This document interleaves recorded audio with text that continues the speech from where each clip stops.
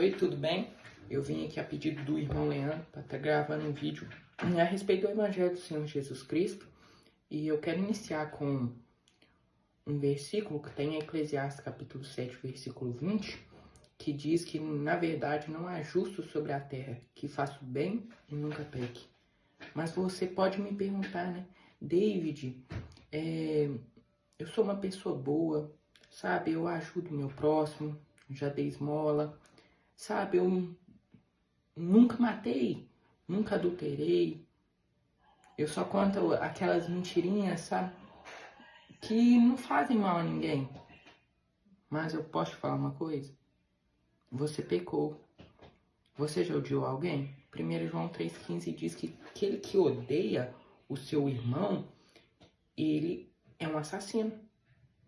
E as escrituras dizem em Êxodo capítulo 20, versículo 13, para não matarmos. Então estamos contra a lei de Deus. E o apóstolo João diz em 1 João 3,4 que o pecado é a transgressão da lei. Então quando nós pecamos, nós transgredimos a lei de Deus. Então tá vendo que cada um de nós precisa de um Salvador? Não somente isso, eu posso citar outra coisa também, muito frequente, às vezes você falou um palavrão. As escrituras dizem em Efésios 4,29 que para não sair palavras torpes da nossa boca. Então, pecamos também. Não pensamentos impuros, pecado.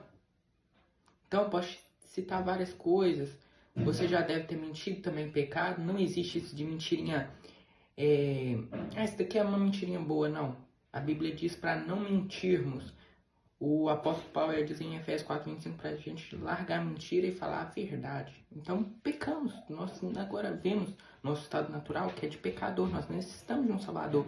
E como um Deus totalmente justo, como diz em Salmo 7, verso 11, pode simplesmente nos aceitar.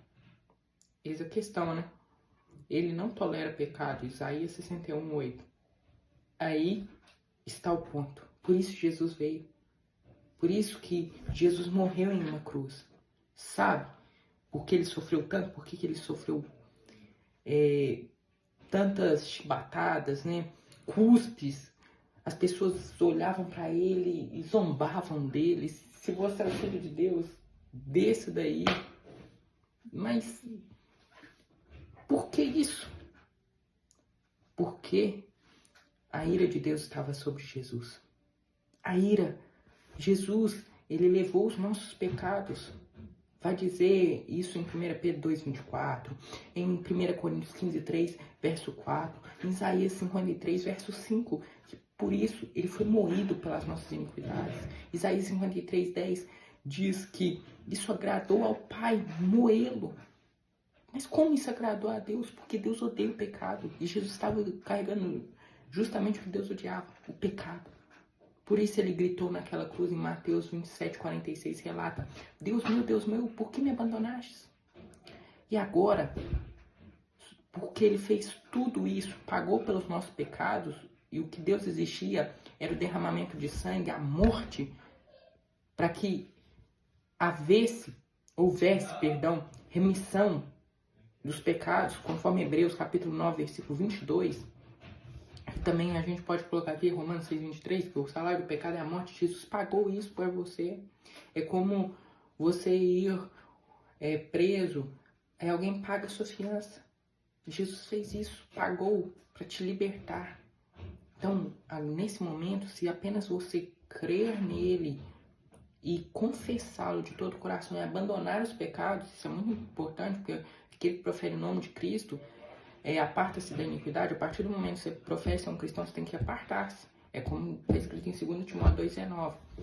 Então, se hoje você crer, confessar de todo o coração a justiça que Cristo conquistou na cruz ali do Calvário, vai ser imputada a você. Romanos capítulo 4, versículo 4 ao 5. Então, creia, confesse-o como seu Salvador.